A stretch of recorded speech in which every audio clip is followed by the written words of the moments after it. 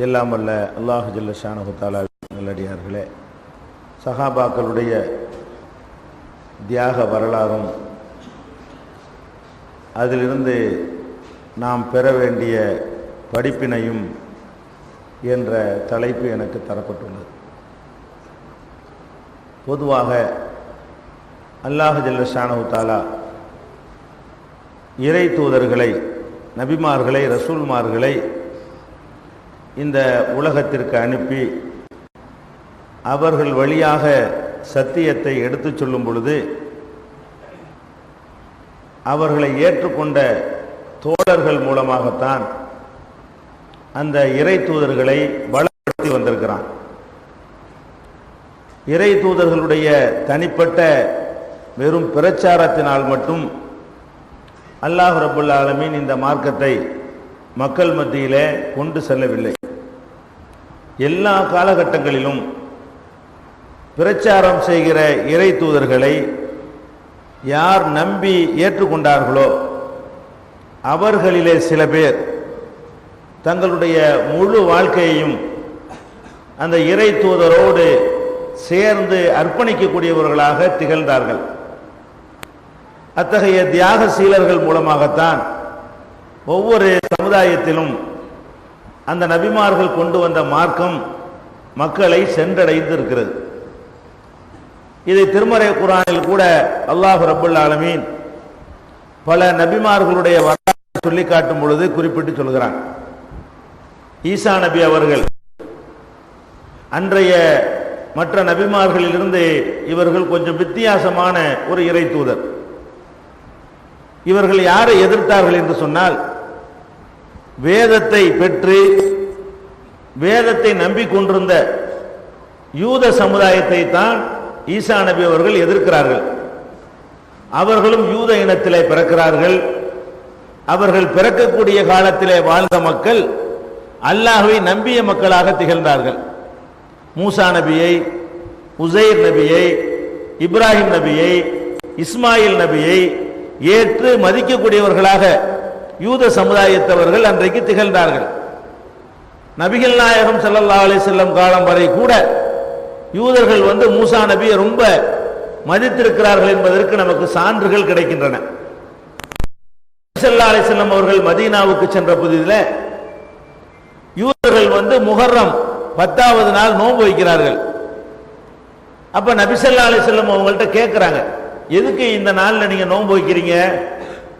யூதர்கள் சொல்கிறார்கள், இந்த நாளில் தான் எங்களுடைய நபி மூசா நபி அவர்கள் ஃபிரௌனிடமிருந்து காப்பாற்றப்பட்டார்கள்.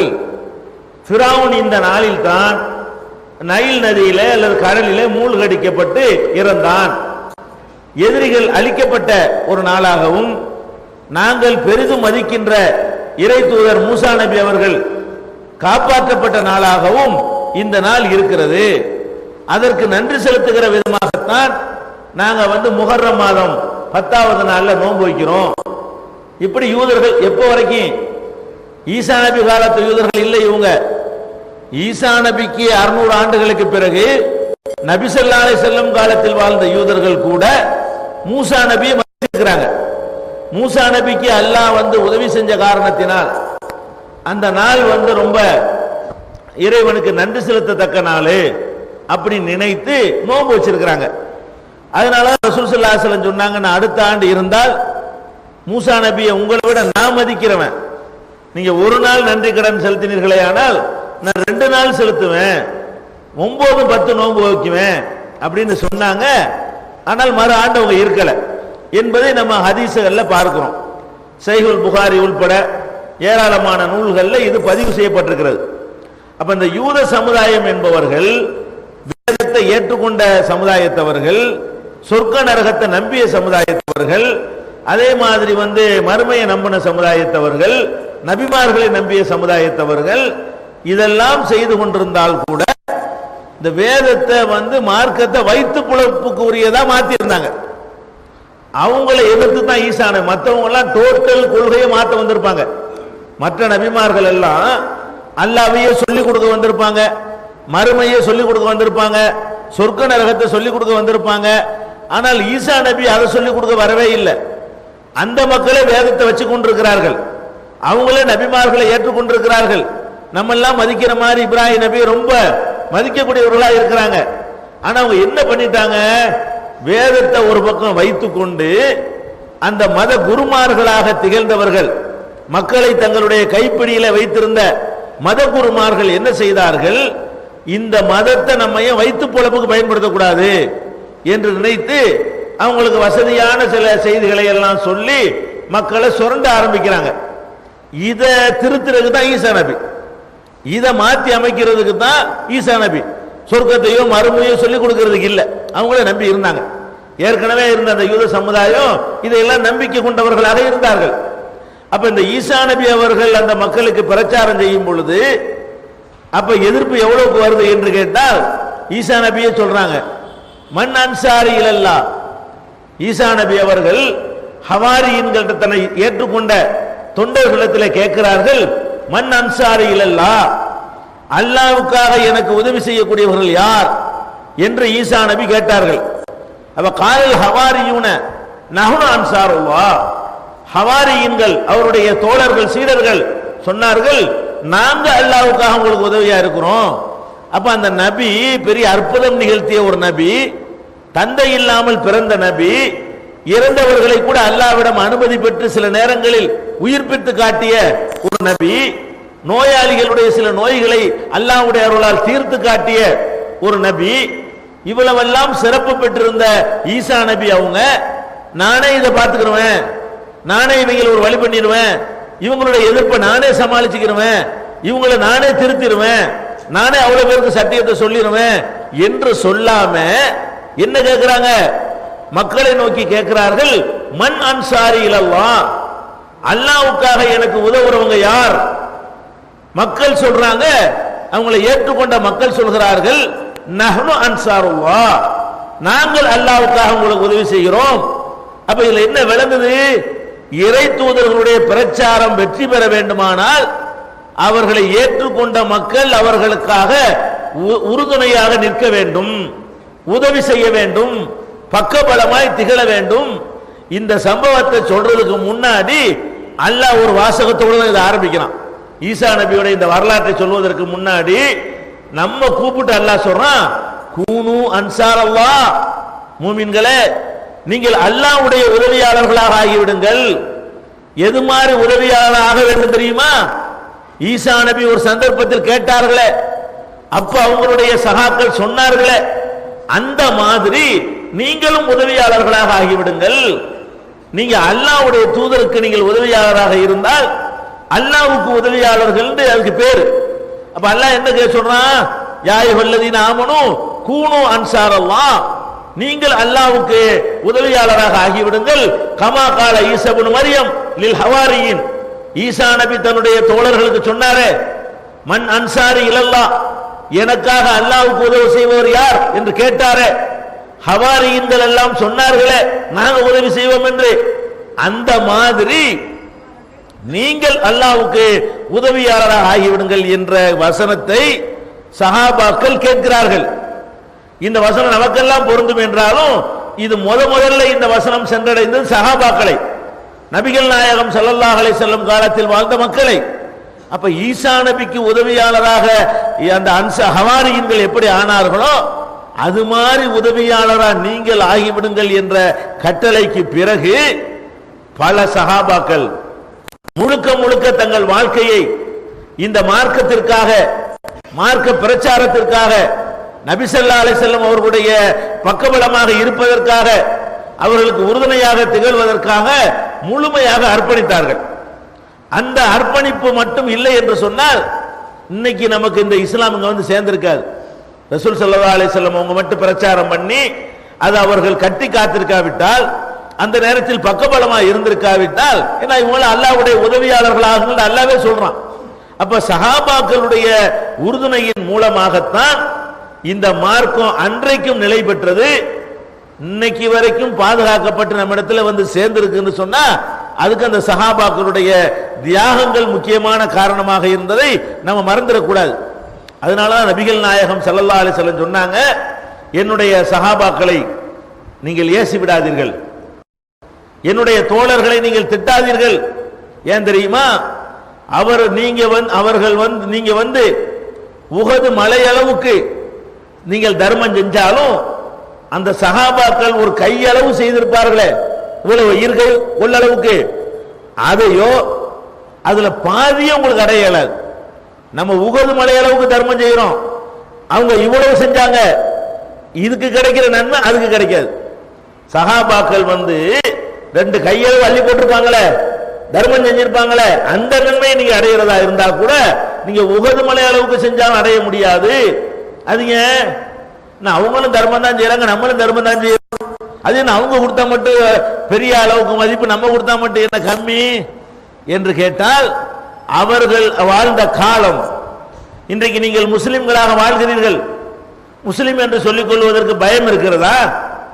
யாராவது நீ முஸ்லிம் சொல்லாதுன்னு சொல்லுவானா? பள்ளிவாச கட்டக்கூடாதுன்னு அவனுக்காக சொல்ல முடியுமா? தொழக்கூடாதுன்னு சொல்ல முடியுமா? பாங்கு சொல்லி மக்கள் அழைக்க கூடாதுன்னு சொல்ல முடியுமா? இஸ்லாம் சிறந்த மார்க்கம் என்று பிரச்சாரம் செய்வதை தடுக்க முடியுமா? இஸ்லாமிய அடிப்படையில் கல்யாணம் செய்வதை, மற்ற நல்லது கெட்டதுகள் செய்வதை யாராவது நமக்கு தடுக்க இயலுமா? பிற மக்களை இஸ்லாத்திற்கு அழைப்பதை நம்மளுக்கு தடுக்க இயலுமா? வரக்கூடிய மக்களுக்கு ஒரு சென்றை அமைத்து, வாங்க இஸ்லாத்துக்கு நாங்கள் உங்களுக்கு இஸ்லாத்துல சேர்க்கிறோம் என்று சொல்லி ஒரு நிறுவனத்தை நடத்தினா தட்டி கேட்க இயலுமா யாருக்காச்சு? அப்படி காலத்தில் நம்ம வாழ்றோம். அவங்க எந்த காலத்தில் வாழ்ந்தாங்க? சஹாபாக்கள் வாழ்ந்த காலம் இது மாதிரி எல்லாம் பாதுகாப்பு பெற்ற காலமாக இருந்ததா?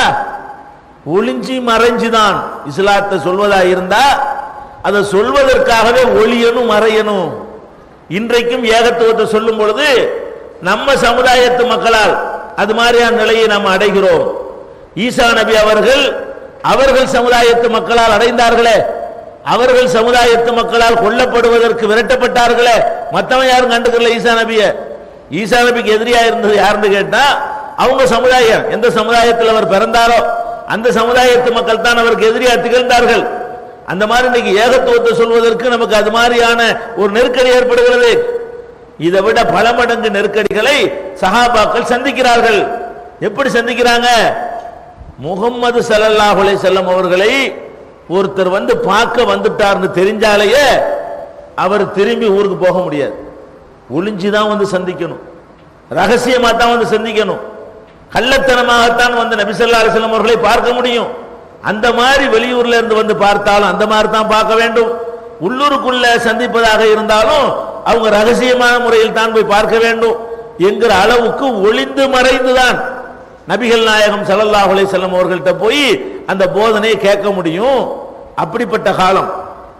அதே மாதிரி அவர்கள் இந்த மார்க்கத்தை ஏற்றுக்கொண்ட காரணத்திற்காக மிக குறைந்த எண்ணிக்கையில் சஹாபாக்கள் இருந்தார்களே, அந்த காலகட்டத்தில் சமூக பகிஷ்காரம் செய்கிறார்கள், ஊரை விட்டு ஒதுக்கி வைக்கிறாங்க.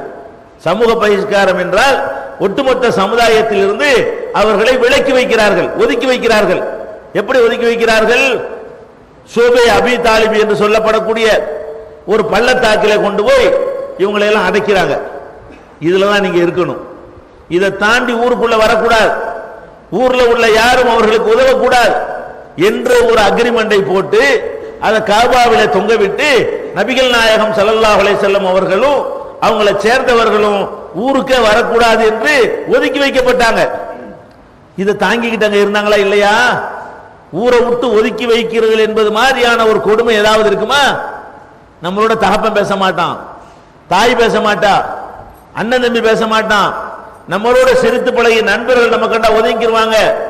எந்த ஒரு பொருளும் விற்பனை செய்ய மாட்டார்கள், தண்ணீர் தர மாட்டார்கள், உணவு தர மாட்டார்கள். எந்த அளவுக்கு? காய்ந்து போன சருகுகளையும் அதை எரிச்சு சாம்பலையும் சாப்பிட்டு கொண்டு பல மாதங்கள் நபிகள் நாயகம் ஸல்லல்லாஹு அலைஹி வஸல்லம் உடைய தோழர்கள் நபி ஸல்லல்லாஹு அலைஹி வஸல்லம் அவரோடு சேர்ந்து கஷ்டப்படுகிறார்கள். இவ்வளவு கஷ்டத்துக்கு மத்தியில் அந்த கொள்கை ஏற்றுக்கிறாங்களே, அப்ப அவங்க செய்யற தர்மமும் நம்ம செய்யற தர்மம் ஒன்னாயிருமா? நம்ம செய்யற தர்மம் அந்த மாதிரியான பெரிய கஷ்டத்துக்கு மத்தியில தான் நம்ம நம்பிக்கை கொண்டிருக்கோமா? அந்த மாதிரி வந்தா எத்தனை பேர் நிற்போம்? அந்த மாதிரிலாம் வந்துச்சுன்னு சொன்னா நாங்க இதுல இல்லவே இல்லை, நாங்க தௌஹீது கிடையாது, முஸ்லீம் கிடையாது, எத்தனை பேர் போயிருவோம்? நின்றாங்கல்ல. அப்ப அந்த உறுதிப்பாட்டுக்காகத்தான் ரசூல் ஸல்லல்லாஹு அலைஹி வஸல்லம் சொல்றாங்க, என்னுடைய தோழர்கள் கையளவு செய்த தர்மத்தின் நன்மையை நீங்கள் உஹது மலை அளவு தர்மம் செய்தாலும் அடைய முடியாது. அவ்வளவு பவர்ஃபுல்லான நம்பிக்கை அவங்களுடைய நம்பிக்கை. அதே மாதிரி நபிகள் நாயகம் ஸல்லல்லாஹு அலைஹி வஸல்லம் அவர்களை ஏற்றுக்கொண்டதற்காக வேண்டி சுடுமணலிலே கிடத்தப்பட்ட பிலாலுடைய வரலாறு நமக்கு தெரியும். அன்னை சுமையா ரலியல்லாஹு அன்ஹாவுடைய வரலாறு தெரியும்.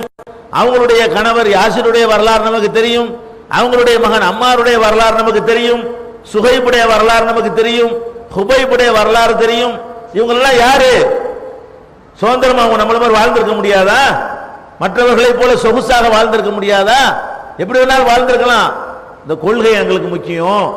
அல்லாஹ்வை ரசூலை நாங்க நம்பி இருக்கிறோம், அதுல நாங்க உறுதியாக இருப்போம் என்று சொன்னதற்காக உயிர் தியாகம் செய்யறாங்க, உடலை தியாகம் செய்யறாங்க, சித்திரவதைக்கு உள்ளாக்கப்படுறாங்க.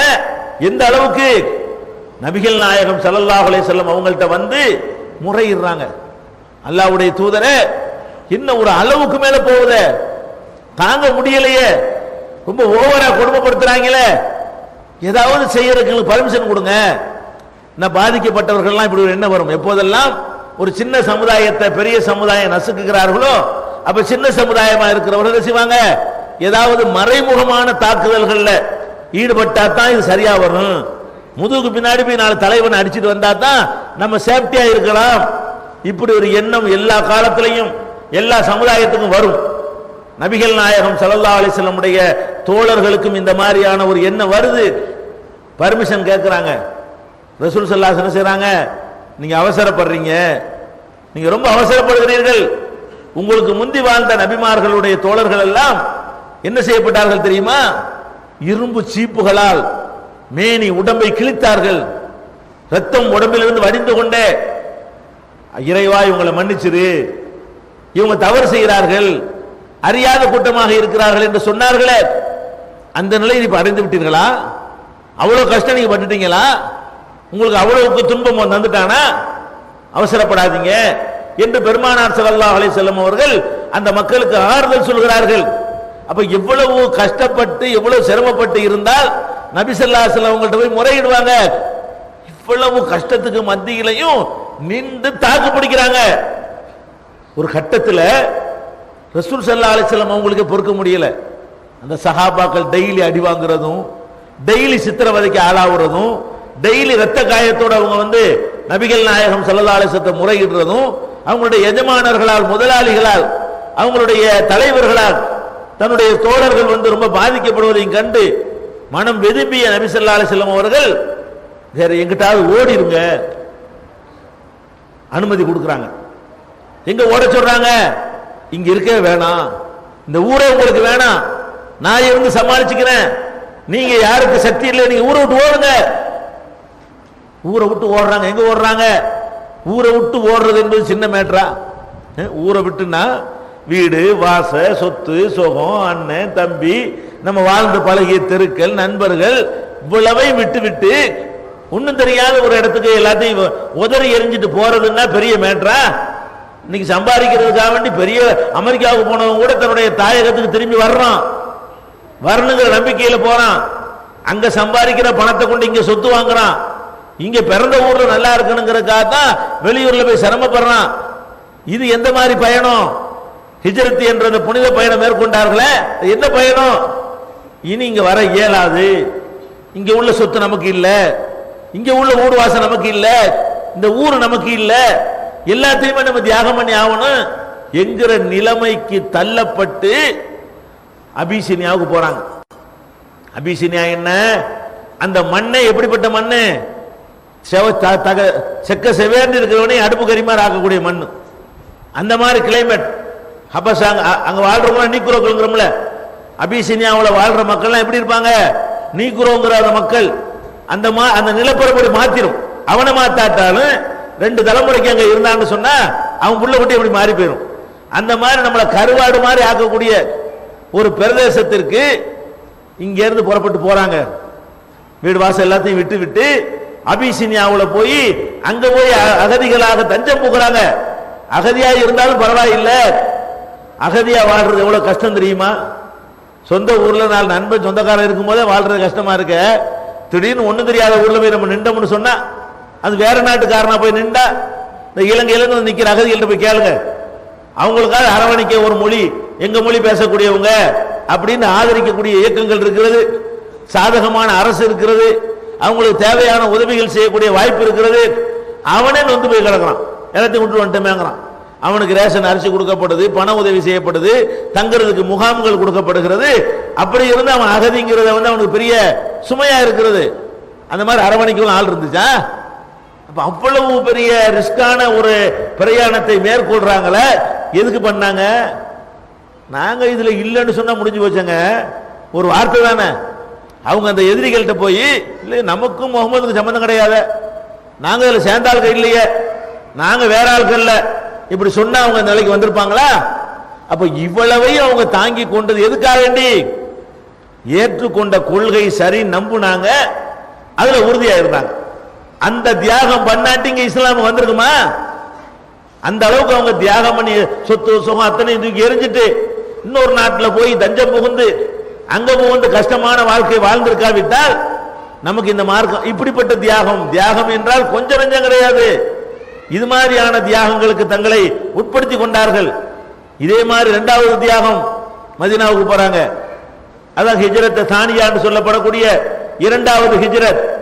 மறுபடியும் நபி ஸல்லல்லாஹு அலைஹி வஸல்லம் அவர்கள் மிஞ்சி இருந்த ஆட்களை வாழலாம் நம்பிக்கையா இருந்தாங்க. அதுக்கப்புறம் வாழ முடியல, மேலும் கொடுமை அதிகரிக்குது. எல்லாத்தையும் மதீனாக்கு அனுப்பிவிட்டாங்களா இல்லையா? அவங்களும் ஊரை விட்டு போனாங்களா இல்லையா? இந்த மாதிரியான தியாகங்கள் எல்லாம் செய்ததுனால தான் நபிகள் நாயகம் ஸல்லல்லாஹு அலைஹி வஸல்லம் என்ன சொன்னாங்க? என்னுடைய சஹாபாக்கள் ஒரு கையளவு தர்மம் செய்திருப்பார்களே, ஆனால் நீங்கள் உஹது மலையளவுக்கு செய்தாலும் அந்த நன்மை அடைய முடியாது. ஏன்? அல்லாஹ் அளவை பார்க்க மாட்டான், உள்ளத்தை பார்க்குவான். அல்லாஹ் பார்க்கிறது என்ன? அளவை பார்த்து நன்மை கொடுக்கக்கூடிய அல்லாவா? இல்ல. மறுமை நாள்ல நபிகள் நாயகம் ஸல்லல்லாஹு அலைஹி வஸல்லம் அவர்கள் அல்லாஹ் எப்படி பார்ப்பாங்கிறதுக்கு ஒரு சம்பவம் சொல்லி காட்டுறாங்க. மறுமை நாளையில பல பேர் கொண்டாந்து நிறுத்தப்படுவார்கள். அதுல யார் வருவான்? ஒரு பெரிய செல்வந்தன் வருவான். அவனை கூட்டிட்டு வருவாங்க. இவன் என்ன பண்ணவன்? உலகத்தில் வாழும் பொழுது வாரி வாரி வழங்கினவன். உலகத்தில் வாழ்ந்த பணத்தை கொடுக்கறதுன்னு ஒரு மனுஷன் கஷ்டமா நினைக்கிறான். உயிரை கூட கொடுத்தாலும் கொடுத்துருவான், பலருக்கு பணம் கொடுக்க மாட்டேங்கிறான். பணங்கிறது அவ்வளவு பெரிய மேட்ரு, கரெக்டா முடிய மாட்டேங்குது. எல்லா விதமான கஷ்டத்தை வேணாலும் மனுஷன் தாங்கிக்கிற ரெடியா இருக்கிறான்.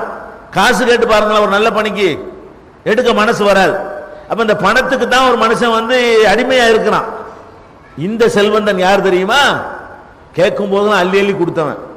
இது ஒரு பெரிய தியாகம். பணத்தை கொண்டே கொடுக்கிறது என்பது பெரிய தியாகம்.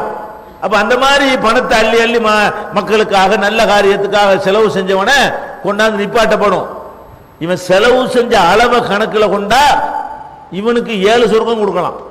இவன் என்ன கொடுத்துருக்கான்னு அதுக்கு கணக்கு போட்டான்னு வைங்க, இவனுக்கு எவ்வளவு பெரிய சொர்க்கத்தையும் கொடுக்கலாம். அல்லாஹ் கேட்பான், என்னடா செஞ்ச? என்ன செஞ்சேனா? அள்ளி அள்ளி கொடுத்தனே, பணத்தை வாரி வாரி வீசினே, நல்ல பணிகள் எதுன்னு இருக்கிறதோ ஒரு நல்ல பணியை நான் விடலையே, எது கேட்டாலும் ஏண்டான முதல் வருவாங்க என்கிற மாதிரி எல்லாம் இவன் கொடுத்தது எல்லாம் பயங்கரமா சொல்லி காட்டுறான். அல்லாம அதை ஒத்துக்கிறான். ஆமா, நீ கொடுத்த, அள்ளி அள்ளி கொடுத்த, வாரி வாரி இறைச்ச. எதுக்கு இறைச்ச? என்கிட்ட நன்மையை எதிர்பார்த்து இறைச்சியா? மறுமைக்காக வேண்டியா நீ கொடுத்த? எது கொடுத்த? கொடுக்கும் போதே நீ நினைச்ச நம்மளை எல்லாரும் வள்ளல்னு சொல்லணும், எல்லாரும் கொடை வள்ளல், நம்மளை என்ன செய்யணும்? பெரிய இறக்க குலம் தர்மகர்த்தா அப்படின்னு நம்மளை பாராட்டணும். அப்படி நினைச்சானே கொடுத்த. பாராட்டிட்டாங்கல்ல, அங்கேயே பாராட்டாங்கல்ல, ஓடு இழுத்துட்டு போங்கன்றான். அப்ப அல்லாஹ் எதை பார்க்கிறவன் இல்ல, சைஸை பார்க்கிறவன் இல்ல, எவ்வளவு பெருசுன்னு பார்க்க மாட்டான். கொடுக்கும் போது இது எப்படி இருக்குன்னு பார்க்கிறவன். அல்லாஹ் எதை பார்க்கிறான்? ஒரு விஷயத்தை கொடுக்கும் பொழுது, செய்யும் பொழுது உள்ளம் எப்படி இருக்கிறது, உள்ளத்துல என்ன எப்படி இருக்குன்னு பார்க்கிறான். நிறைய கொடுத்த விஷம், நிறைய கொடுத்தது அல்லாஹ்வுக்கு கொடுக்க நம்பிக்கையில சரியில்லை, பெருமைக்கு கொடுத்துட்டான். 4 பேர் பாராட்டணும், நம்மளை போஸ்டர் அடிச்சு ஒட்டணும், அப்படி கொடுத்தா அல்லாஹ் ஏத்துக்குவானா? இன்னொருத்தரை கொண்டு வருவாங்க. அவன் யாரு? மார்க்க அறிஞர். மார்க்க அறிஞர் சரியான மார்க்கத்தை சொல்றது ரொம்ப கஷ்டம்ங்க. பணக்காரன் பணத்தையா செலவழிச்சிருவான். மார்க்கத்தை கற்றவன் பொய்யான மார்க்கத்தை சொன்னா தான் அவருக்கு மரியாதை கிடைக்கும். உண்மையான மார்க்கத்தை சொன்னார்னு வைங்க, மரியாதை போயிடும். எந்திரிச்சு நிற்க கூடாதுன்னு சொன்னா அவருக்கு மரியாதை கிடைக்காது. நீங்கள் நானும் ஒன்னோட உண்மையான மார்க்கத்தை சொன்னா அவருக்கு எதுவுமே கிடைக்காது. அப்ப உண்மையான மார்க்கத்தை சொல்வது ரொம்ப எப்போதுமே கஷ்டமானது. ஆனா இவர் உண்மையான மார்க்கத்தை எல்லாம் சொல்லியிருப்பாரு. என்னப்பா உனக்கு சரியான மார்க் அறிவை கொடுத்தனே, என்ன பண்ணன? ஊரா போய் சொன்னேன், பிரச்சாரம் பண்ணனேன், அட்டி உதவியெல்லாம் வாங்கிட்டு சொன்னேன், அப்படிலாம் செஞ்சு நான் பிரச்சாரம் பண்ணேன் உனக்காக வேண்டி. இவன் சொன்னதான் நெசம், நான் பிரச்சாரம் பண்ணியிருக்கிறான், உண்மையை தான் சொல்லியிருக்கிறான், மார்க்கத்தை மக்களுக்கு போதிச்சிருக்கிறான், அதெல்லாம் உண்மை. இதெல்லாம் நீ செஞ்சது உண்மைதான்ப்பா. எதுக்கு செஞ்ச? எனக்காக வேண்டிய செஞ்ச? மார்க்கத்தை வளர்க்கறதுக்காக செஞ்ச? மறுமை வெற்றிக்காக வேண்டிய செஞ்ச? எல்லாரும் உன்னை பெரிய அறிவாளின்னு பாராட்டணும். அதான செய்யும்போது உன் நோக்கமா இருந்துச்சு. அந்த பிரச்சாரம் செய்யும் போது மனசுல என்ன இருந்துச்சு? நம்மளை எல்லாரும் மேதை, பெரிய சிந்தனையாளர், அறிவாளி, எழுத்தாளர், பேச்சாளர், சீர்திருத்த செம்மல், இதுதானே செஞ்ச. அதான் சொல்லிவிட்டாங்கல்ல, ஊர்ல எல்லாரும் பாராட்டிட்டாங்கல்ல, ஓடு, முடிஞ்சு வச்சா கதை. அல்ல எதிர்பார்க்க மாட்டேங்கிறான். இவன் மார்க்கத்துக்கு அலைஞ்சானே, பிரச்சாரம் பண்ணானே, ஊர் ஊரா போனானே, கஷ்டப்பட அதையே பார்க்கறான். எதுக்கு பண்ணனா? இதையெல்லாம் நீ எதுக்கு செஞ்ச? இதை பார்க்கறான் அல்ல. அதே மாதிரி நபி ஸல்லல்லாஹு அலைஹி வஸல்லம் சொல்றாங்க, மூணாவது ஒருத்தனை கொண்டு வருவான் அல்ல. அவன் யாரு? உயிரையே தியாகம் பண்ணவன். மார்க்கத்துக்காக வேண்டி, சத்தியத்துக்காக வேண்டி, நேர்மைக்காக வேண்டி, உண்மைக்காக வேண்டி உயிரை கொடுத்தவன்.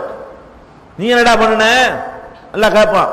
நல்ல உடல் ஆரோக்கியம் தந்தன்ல, திடகாத்திரமா இருந்தீல, வித்தையெல்லாம் கத்து வச்சிருந்தீல, பராக்கிரமசாலியா இருந்தீல, என்ன பண்ண? என்ன பண்ணனா? அதை வைத்துக் கொண்டு நான் உனக்காக போரிட்டேன், கொல்லப்பட்டேன், உயிரே போனாலும் சரி என்று நான் களத்தில் இறங்கி உயிரை கொடுத்தன. உயிரை கொடுத்த நெசம். உயிருக்கு மேல மனுஷன்ட்ட இருக்கிறதுல உயிருக்கு மேல பெருசு எது? உயிர் தான் நம்மள்ட்ட இருக்கிறதுல பெரியது, மதிப்பு மிக்கது. அதுக்கு மேல ஒரு மதிப்பு மிக்கது நம்மள்ட்ட ஒண்ணும் கிடையாது. அப்ப என்னிடத்துல எது ரொம்ப மதிப்பு மிக்கதா இருந்ததோ அதை கொடுத்த. அதெல்லாம் சரிதான்ப்பா, நீ கொடுத்ததான், அதெல்லாம் நீ செத்து போன, அதுலதான் கொல்லப்பட்ட. எதுக்கு? எனக்கா வேண்டியா?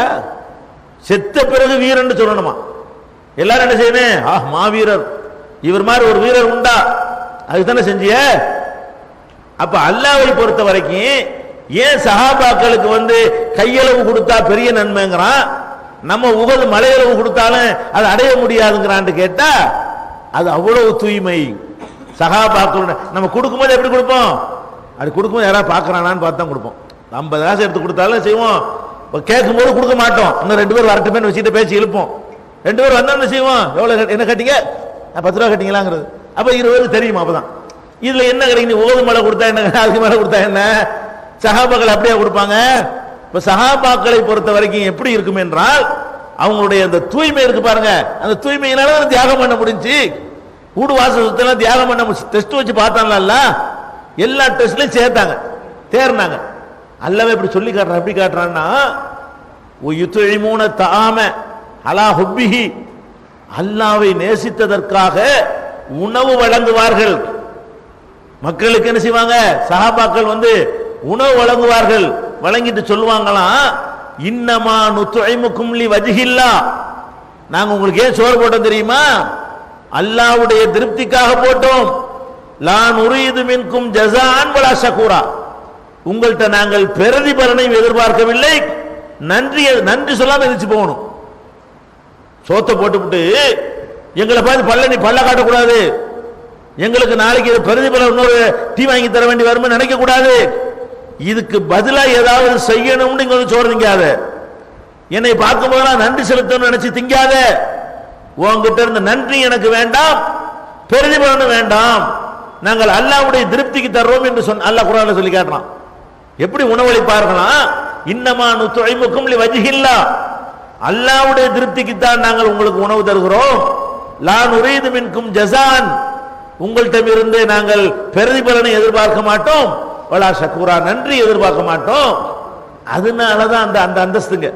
அப்ப ஒரு சஹாபாக்கள் உள தூய்மையில் அனைவரையும் மிஞ்சியவர்களாக இருந்தார்கள். சஹாபாக்கள் எப்படி இருந்தாங்கன்னு கேட்டா, தூய்மையான எண்ணத்தை எடுத்து மார்க் போடுவதாக இருந்தா அவங்க எல்லாத்தையும் மிஞ்சிய ஒரு நிலையில் இருந்ததுனாலதான் நபி ஸல்லல்லாஹு அலைஹி வஸல்லம் அவங்க சொன்னாங்க, அதை உங்களுக்கு அடைய இயலாது. அப்படிப்பட்ட ஒரு தூய்மையான ஒரு தோழர்கள் நபிகள் நாயகம் ஸல்லல்லாஹு அலைஹி வஸல்லம் கிடைத்தார்கள். அதனாலதான் எல்லா விதமான கஷ்டங்கள் சிரமங்களை எல்லாம் தாங்கி கொண்டு உயிர்களை ஊரை விட்டு புறப்பட்டு போயிட்டாங்க. அதுக்கு பிறகாவது ஒரு செட்டில் ஆக முடிஞ்சா? அதுக்கு பிறகாவது நம்ம உண்டு, நம்ம வேலை உண்டு இருக்க முடிஞ்சா? இந்த நபிகள் நாயகம் ஸல்லல்லாஹு அலைஹி வஸல்லம் அவங்களோடு சேர்ந்ததற்காக வேண்டி எத்தனை யுத்தங்கள் அவர்களுக்கு திணிக்கப்படுகிறது.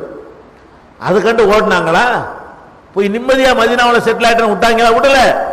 படை எடுத்துட்டு வர்றாங்க, இடைஞ்சல் பண்றாங்க, சங்கடத்தை ஏற்படுத்துறாங்க, திரும்ப திரும்ப அவர்களுக்கு நிம்மதியாக வாழ முடியாத நிலைமை ஏற்படுத்துறாங்க. போப்பா இந்த ஆளோட சேர்ந்து நமக்கு பெரிய கஷ்டமா இருக்குது, சொந்த ஊர்லயும் வாழ விட மாட்டேங்கிறாரு, வெளியூர்ல வந்து இந்த மாதிரி ஆக்கிவிட்டாரு. அப்படி மூசா நபிக்கெல்லாம் சொன்னாங்களே. மூசா நபி அவர்களுக்கு அல்லாஹ் சில தோழர்களை கொடுத்தான். எப்படிப்பட்ட தோழர்கள் தெரியுமா?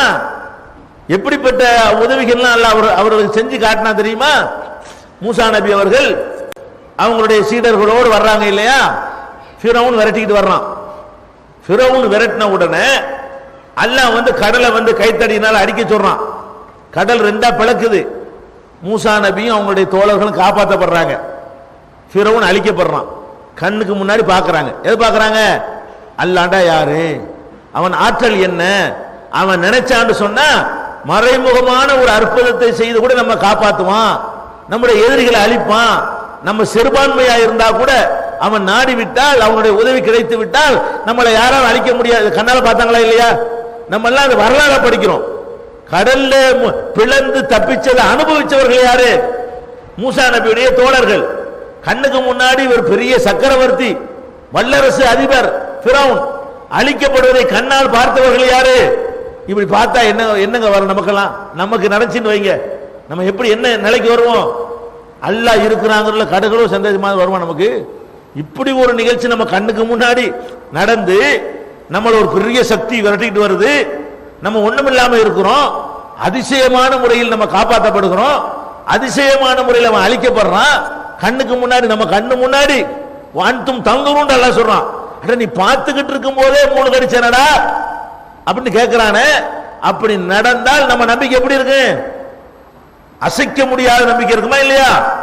இப்ப பாருங்க, வெளியே வந்துட்டான்ல, வந்தவன மூசா நபி சொல்றாங்க, அடே இந்த இவன்ட்ட இருந்து தப்பிச்சிட்டோம், இவங்கிட்ட இருந்து எல்லாம் காப்பாத்திட்டான்.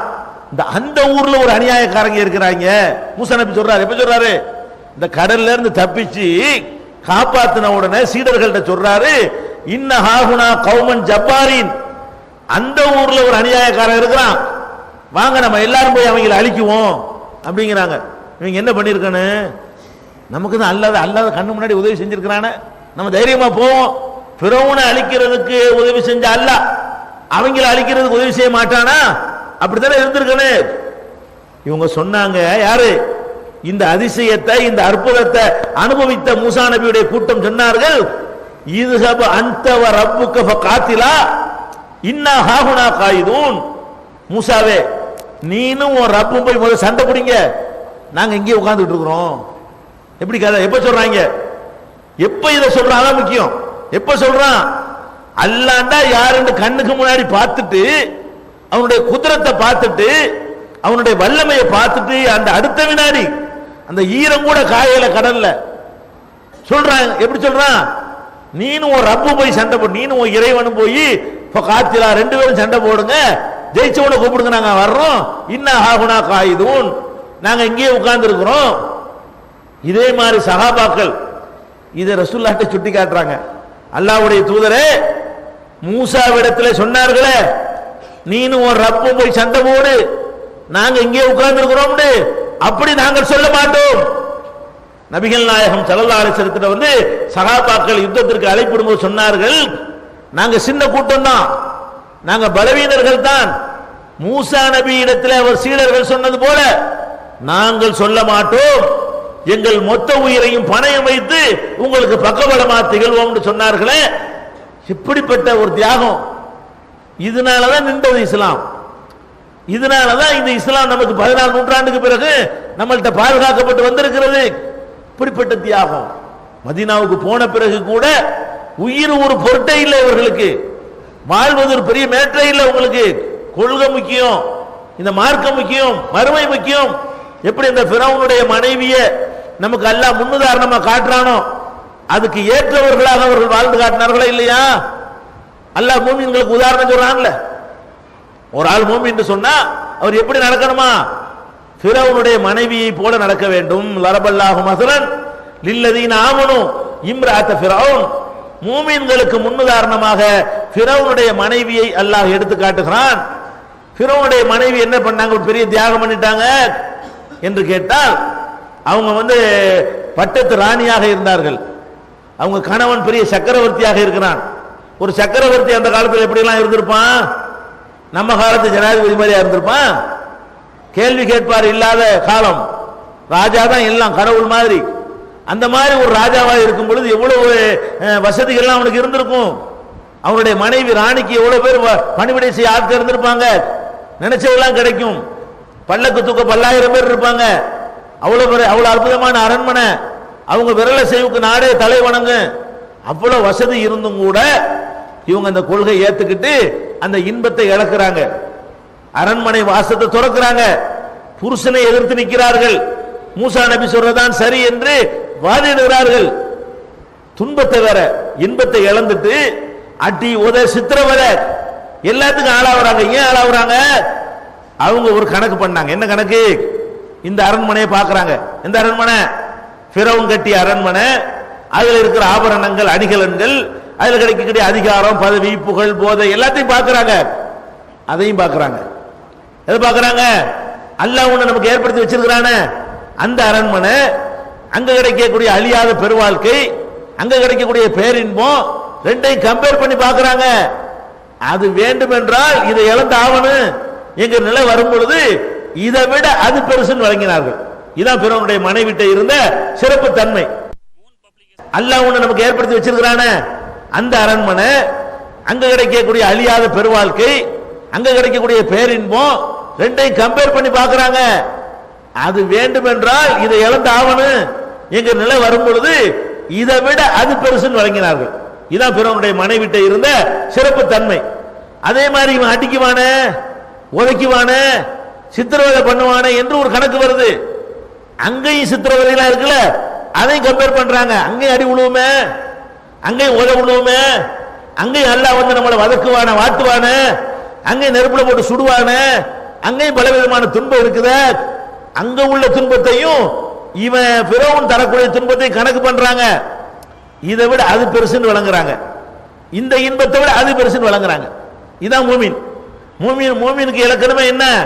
இந்த உலகத்தில் கிடைக்கிற இன்பத்தை விட அங்க கிடைக்கிற இதை வழங்காட்டி நீ என்ன மூமின்கிற? நீ என்னத்துக்கு இந்த மார்க்கத்தில் இருக்குன்னு நான் கேட்கிறேன். அடிப்படை பேசி என்ன? இதை விட அது பெருசுன்னு வழங்காட்டி இல்லத்துக்கு நீ இஸ்லாம இருக்கிற? இங்கேயாச்சும் சந்தோஷம் வாழ்ந்துட்டு போ, நரகத்திலே உலகத்தை அனுபவிச்சுட்டு போ. முதல்ல ஒரு மூமின் எதை வழங்கணும்?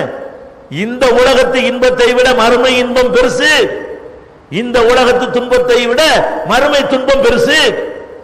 அந்த அம்மா விளங்குனாங்களா? அல்லாஹ் சொல்லி காட்டுறான். இது கால அந்த அம்மா சொன்னார்கள். என்ன சொன்னார்கள்? ரப்பி புனிலி இந்தக பைத்தன் ஃபில் ஜன்னா, யா அல்லாஹ் சொர்க்கத்தில் ஒரு மாளிகை தா. விளங்கிட்டாங்க பத்தியா? மாளிகை தான் முன்னாடி இருக்குது, அரண்மனை இங்க இருக்குது, நீச்சல் குளம் இருக்குது, எல்லா வசதியும் இருக்கிறது. இதுல இருந்துகிட்டு சொல்றாங்க அங்க கூட எனக்கு இது வேணாம். இதை ஏத்துக்கிட்டா தான் இதை நான் ஏத்துக்கிட்டா அதை இழக்க வேண்டி வருது, இவனை ஏத்துக்கிற வேண்டி வருது. நான் தான் கடவுளுங்கிறான், உன்னை ஏத்துக்கிற கூடாது மறுக்கிறான். அப்ப எனக்கு அது வேணும் என்றால் நான் இதை இழக்க தயார். அப்ப எனக்கு அங்க ஒரு மாளிகையை தான். வனஜினி மின் ஃபிரௌன வ அமலிஹி, இந்த ஃபிரௌனிடம் இருந்தும் அவனுடைய சித்திரவதையிலிருந்து என்னை காப்பாத்து. வனஜினி மினல் கௌமில் ஸாலிமீன், அநியாயக்கார கூட்டத்திலிருந்து என்னை காப்பாத்து என்று சொல்லி அவங்க அல்லாஹ்ட்ட கேட்கிறாங்க. அப்ப இந்த அநியாயத்தில் நீ காப்பாத்தல்ல, எனக்கு அங்க ஒரு மாளிகையை தான். வழங்கியிருந்தாங்களா இல்லையா? இங்க உள்ள துன்பங்கள் பெரிய துன்பம் அவங்களுக்கு தெரியல, இங்க உள்ள இன்பங்கள் பெரிய இன்பமா தெரியல. இப்படி எவன் நடக்கிறானோ அவன் தான் மூமினு, அவன் தான் நம்பிக்கையாள. அதான் மூமினுக்கு இலக்கணம்டாங்க. சஹாபாக்கள் இப்படி நடந்தாங்களா இல்லையா? இந்த உலகத்தை விட அந்த உலகம் பெருசு நினைக்காட்டி எதுக்கு சொந்த ஊரை விட்டு போகணும்? இந்த உலகத்தை விட அந்த உலகம் பெருசு நினைக்காட்டி எதுக்கு சித்திரவதைக்கு உள்ளாவணும்? இந்த உலகத்தை விட அந்த உலகம் பெருசு நினைக்காட்டி எதுக்கு களத்துல போய் நின்று சாவுதான் நிச்சயம்னு சொல்லி அவன் 1000 பேர் இங்க 300 பேரு தைரியமா போய் நிக்கணும். தற்கொலை செய்து போக முடியுமா? அப்ப அந்த சஹாபாக்கள் ஒரு மூமினிடத்தில் இருக்க வேண்டிய முக்கியமான பண்பு மறுமை இம்மையை விட பெருசு. வல தாருல் ஆகிரத்து கைருன், மறுமை வாழ்க்கை தான் சிறந்தது என்கிற அடிப்படையை தெளிவாக விளக்கி வைத்திருந்த காரணத்தினால்தான் நமக்கு இங்க இஸ்லாம் இங்க நிக்கிது நம்ம கிட்ட. அப்படி தியாகத்தில் வளர்ந்த மார்க்கம் இன்னைக்கு குர்ஆன் நம்ம முன்னாடி இருக்கிறது, ஹதீஸ் ரசூல் ஸல்லல்லாஹு அலைஹி வஸல்லமுடைய ஹதீஸ்கள் நமக்கு கிடைக்கிறது. எப்படி கிடைச்சது? ரசூலுல்லாஹ் அவங்கள்ட்ட வந்து பேசிட்டு போனாங்களா? ரசூலுல்லாஹ் அவங்கள்ட்ட வந்து குர்ஆனை தந்தாங்களா? ரசூல் ஸல்லல்லாஹு அலைஹி வஸல்லம் அவங்கள்ட்ட வந்து ஹதீஸ் தந்தாங்களா? இந்த குர்ஆனையும் இந்த ரசூலுல்லாஹ்வுடைய வழிகாட்டுதலையும் உங்களுக்கு தருவதற்காக அவங்க செஞ்ச தியாகம் சாதாரண தியாகம் இல்லை. இன்னைக்கு உங்கள்ட்ட வந்து இதெல்லாம் கிடைச்சிருக்குன்னு சொன்னா எப்படி கிடைச்சிச்சு? அந்த காலத்துல புக்கு பிரிண்ட் பண்ணி ரசூலுல்லாஹ் கொடுத்துட்டு போயிட்டாங்களா? பிரிண்ட் பண்ணி நம்ம கொடுத்துட்டு போறோமே. நம்மளும் குர்ஆனை பாதுகாக்கிறோம். நம்ம வாரிசுகளுக்கு என்ன பாதுகாக்கிறோம்? 200 ரூபாய் கொடுத்து வாங்கி வச்சுக்கிறோம். அதான் பாதுகாக்கிறது. பிள்ளைக்கு அன்பளிப்பா கொடுக்கிறோம். இவ்வளவுதான் நம்ம பாதுகாக்கிறது. சஹாபாக்கள் இப்படியா பாதுகாத்தாங்க? எப்படி பாதுகாக்கிறாங்க? உள்ளத்துல ஏந்தி மனப்பாடம் செய்யறாங்க. உளுந்து உளுந்து மனப்பாடம் செய்யறாங்க. குர்ஆனை மரணம் செய்தவர்கள் நூற்றுக்கணக்கான பேரு எப்படி மனப்பாடம் செய்யறாங்க? பள்ளி வாசல கெதின்னு படுத்துக்கொண்டு, வீடு இல்லாம வாசல் இல்லாம, அல்லாஹ்வுடைய தூதர் கட்டிய மஸ்ஜித் நபவி இருக்குதே அங்கேயே படுத்துக்கொண்டு குர்ஆனோடவே தங்களை அர்ப்பணித்துக் கொண்டு ரசூலுல்லாஹ் எப்போவெல்லாம் பேசுகிறார்களோ ஒவ்வொரு பேச்சையும் காது கொடுத்து வாங்கி கொண்டு அதையே மனப்பாடம் அவங்க அதை மனப்பாடம் செஞ்சு வச்சிருக்காட்டி அடுத்த தலைமுறை கிடைச்சிருக்குமா? மனப்பாடம் செய்வதற்கு கொடுத்த விலை என்ன? வீடு வாசல் இல்ல, சொத்து சுகம் தேட முடியல, சுகமா இருக்க முடியல, எல்லாத்தையும் விட்டுவிட்டு என்ன செய்யறாங்க? அவங்க வாட்டுக்கு நம்ம மார்க்கத்தை அறியணும், மார்க்கத்தை கத்துக்கிறோன்னு எந்த அளவுக்கெல்லாம் கற்றார்கள், எந்த அளவுக்கெல்லாம் இதை தெரிந்து அடுத்த ஜெனரேஷனுக்கு எத்தி வைக்கிறார்கள் என்று கேட்டா முறை வச்சுக்கிடுவாங்க.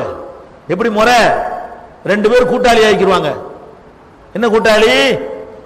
நம்ம 2 பேரும் கூட்டு சேர்ந்து பொருளாதாரத்தையும் திரட்டுவோம், மார்க்கத்தையும் கத்துக்குருவோம். அது எப்படி கூட்டு சேர்றது? ஒரு நாளைக்கு நான் சம்பாதிக்க போயிடுறேன், நீ வந்து ரசூலுல்லாஹ்ட்ட போய் உட்கார், ரசூலுல்லாஹ் சொல்ற செய்தி எல்லாம் கேட்டு சாயந்தரம் வந்தோன்னு எனக்கு சொல்லு, நான் சம்பாரிச்சுட்டு வர்றேன்ல அதுல பாதி நான் உனக்கு தந்துடுறேன். அதாவது ஒரு ஆள் 2 பேருக்கு சம்பாதிக்கிறார். இப்ப அடுத்த நாளைக்கு நான் போய் ரசூலுல்லாஹ்ட்ட உட்கார்ந்துக்கிறேன், நீ போய் சம்பாதிக்க போ. அதாவது ஒரு நாளைக்கு ஒரு ஆள் சம்பாதிக்கணும், ஒரு ஆள் அவருக்கும் சேர்த்துக்கிட்டு என்ன செய்யணும்? இங்க மார்க்கத்தை கத்துக்கொள்ளணும். அந்த சம்பாதிக்க போனவர் இவருக்கு சேர்த்து சம்பாதிக்கணும். அப்ப 2 பேருக்காக சேர்ந்து ஒருத்தர் உழைக்கிறார், 2 பேருக்காக சேர்ந்து ஒருத்தர் மார்க்கத்தை கற்றுக்கொள்றார். பாதி வாழ்க்கைங்க, பாதி வாழ்க்கை அதுக்கு வழங்குதா உங்களுக்கு? இன்னைக்கு குர்ஆனை பேசுறீங்களா? உங்க பாதி வாழ்க்கை அர்ப்பணிச்சு தான் அடுத்த தலைமுறைக்கு சொல்றீங்களா? படிக்க கூட நேரம் இல்லை நமக்கு. நம்ம எப்படி இருக்கிறோம்? எத்தனை பேர் குர்ஆனை மொழி பேருக்கு டெய்லி படிக்கிறார்? கைது பார்ப்போம். டெய்லி ஒரு அரை மணி நேரம் ஒதுக்கி உருதுலையோ தமிழ்லையோ ஆங்கிலத்திலேயோ குர்ஆனை உங்களுக்கு தெரிஞ்ச பாஷையில படிக்கக்கூடிய ஒரு அரை மணி நேரம் படிக்கணும். கைது பார்ப்போம். ஒரே ஒரு ஆள், 2 பேர் இவ்வளவு பெரிய சபையில், அதாவது இருக்கிற குர்ஆனை பாதுகாத்து தந்த குர்ஆனை நம்ம தாய் பாஷையில சுபு தொழுதும் உட்கார்ந்து அல்ல மகரிப் பிறகு உட்கார்ந்து அல்ல படுக்க தூங்க போறோமா இல்லையா, ஒரு அரை மணி நேரத்துக்கு முன்னாடி படுக்கையில உட்கார்ந்து அல்லாஹ் நமக்கு என்ன சொல்றான், அல்லாஹ்வுடைய ரசூல் என்ன சொல்றாங்க, இதுக்கு ஒதுக்க நமக்கு வக்கு இல்ல. அவங்க என்ன செய்யறாங்க? எப்படி மார்க்கத்தை வழங்குனாங்க பாத்தீங்களா? நம்ம 2 பேரும் சேர்ந்து கூட்டாக்கிடுவோம். என்ன கூட்டு? நீ போய் எனக்காக மார்க்கத்தை கத்துக்க, நான் உனக்காக உழைக்கிறேன். நாளைக்கு எனக்காக நீ உழைச்சிட்டு வா, நான் உனக்காக மார்க்கத்தை கத்துக்கிறேன். அப்ப 6 மாசம் போச்சு இல்லைங்க வருஷத்துல. ஒரு வருஷத்துல 6 மாச உழைப்பை மார்க்கத்தை கத்துக்கிறதுக்கு பங்கா கொடுக்கிறார். அப்படி மனப்பாடம் பண்ணாங்க. அதை அடுத்த தலைமுறைக்கு எத்தி வச்சாங்க, அதை பாதுகாத்தாங்க. புஸ்தகம் வாங்கி பாதுகாக்கல, பிரிண்ட் பண்ண புத்தகத்தை வாங்கி தந்துட்டு போகல, வாயிலிருந்து வந்து உதிரும். ரசூலுல்லாஹ்வோட வாயிலிருந்து என்ன வருது, இன்னைக்கு என்ன சொல்றாங்க, இன்னைக்கு என்ன பேசுனாங்க? இப்படிப்பட்ட சஹாபா உமர் ரலியல்லாஹு அன்ஹு போன்றவர்கள்லாம் இப்படி முறை வைத்து படித்தவர்கள், முக்கியமானவர்கள், மார்க்கத்தை கற்றுக்கொள்வதற்காக வேண்டி பாதி நாள் உழைப்பை கொடுக்கிறார்கள். நமக்கு கண்ணு முன்னாடி இருக்குது, வார பத்திரிகைகள் வருது, மாசம் மாசம் ஏகத்துவம் வருகிறது, புகாரி தமிழாக்கம் 7 பாகம் வாங்கி வச்சுக்கிறார்கள். கைது பார்ப்போம்